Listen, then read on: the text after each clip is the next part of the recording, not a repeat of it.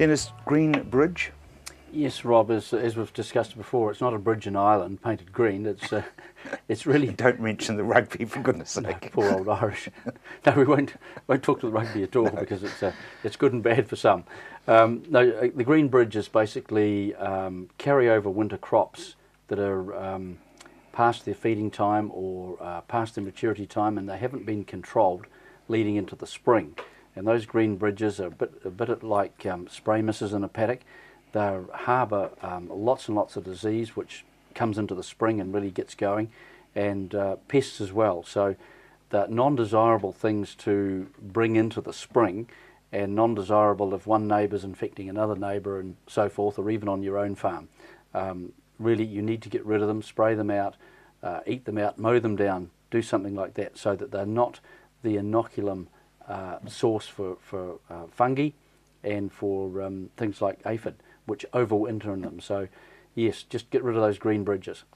Roundup. Roundup, absolutely. Exactly. Good stuff, isn't it? Good stuff. Now, speaking of disease, irrigation is good and bad. Yes, and farmers really need to think what they're doing when they're irrigating, and in crops they're creating a humid atmosphere within the crop. They're also emulating rain splash, which is certainly something that irrigators do. They can't help but splash the water up through the crop. And there's two particular diseases, and septoria is one in wheat, which is spread by rain splash or irrigation splash. So you're going to sort of stimulate that and spread it through the crop. And the other one is Rhynchosporium scalis or scald in barley, which is a wet weather disease that's spread by rain splash or irrigation again. So farmers just think about, where you've been with your irrigator, what you've left behind or potentially left behind. So just think right through it. And I guess that means you need to walk your crop very regularly, just in case if you need a fungicide. Yes, indeed. And in fact, you could almost, if the disease is in the crop and you've put the water on, it'll be a few days before it shows up, and so you probably should follow up if it fits your cycle of fungicide spraying. You should follow up before the disease is actually broken out, because often it's easier to control preventatively than curatively. Yeah, exactly. Yep. What's happening to biosecurity? Well, the government's doing some very good work with various industry bodies, and these government industry agreements that they're out there seeking to have industry sign with them, in terms of biosecurity alerts, is really valuable. And there's more and more industry types, MPI type primary production industries signing up with the government, so that there's a set path of action if an incursion occurs. There is a recognition of people within the industry that are affected who may have some expertise to help biosecurity control these things.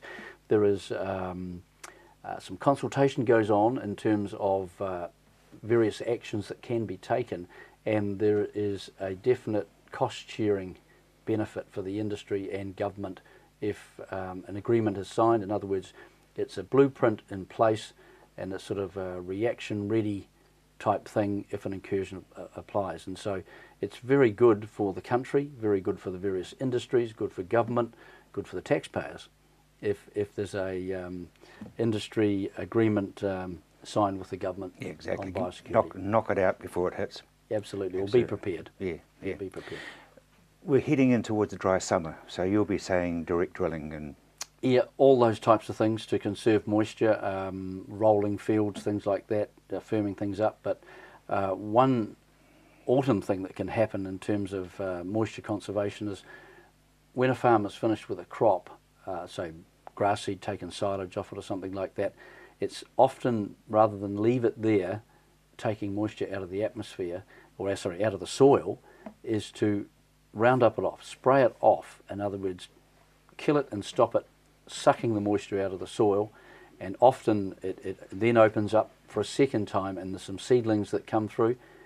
Round up those off again, and then you've conserved some moisture there, and you can direct drill into that lovely clean stale seed bed. So stale seed bed. Stale seed bed, yes. In other words, if you've cultivated you've created a new potential strike for weeds. That's what cultivation does. If it stays hard and bare and not disturbed, it's called a stale seed bed. And the only stuff that'll grow is what's put in there by the drill. Effectively, the cut that the drill puts in may create a little bit of stimulation for seedlings, but it'll be very localised and won't be... But you've already taken a lot of them off anyway with a second spray. Well, you have indeed, and it's really a cleansing, quarantining type opportunity, basically. Yep. Generic chemicals? Yes, just farmers need to be aware of different formulations, different strengths, different solvents and things in the generic chemicals that are out there. There's a whole host of them, and you're just keeping up with the names is a major is a major study. Let alone pronouncing them. Absolutely, but there's some also that are coming out as combos, not just one on their own, and they may have the primary name of the product, but it may be in combination with another one, and so in some situations non-desirable that the companion one is put on the crop, or in other situations desirable that the companion one is put on the crop. So just don't go by the primary name of the product, read the whole thing. There's lots of things with combo on the back of them, or forte or something like that. They have this little subtle bit at the side that means that it is actually quite a different chemical when it's added to another one. Yeah, and that could catch you too. Absolutely.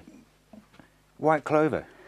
White clover, one of the most difficult crops in the world to manage, and in fact I have seen a book on white clover which is nearly as thick as the Bible, and the variables within it are huge, and farmers can make a crop or absolutely stuff it up quite easily, and they can do it with too much irrigation, they can do it with too much fertility, they can do it with shutting it up too early. Killing it with kindness. Killing it with kindness, not leaving enough gaps between the plants and enough open sites for light to penetrate to get the floret buds going, and so it's a massive job to manage white clover, and all sorts of things are put in place, like topping the white clover probably early next month, and spraying it with things like paraquat to retard it if you've had it too advanced, and if you haven't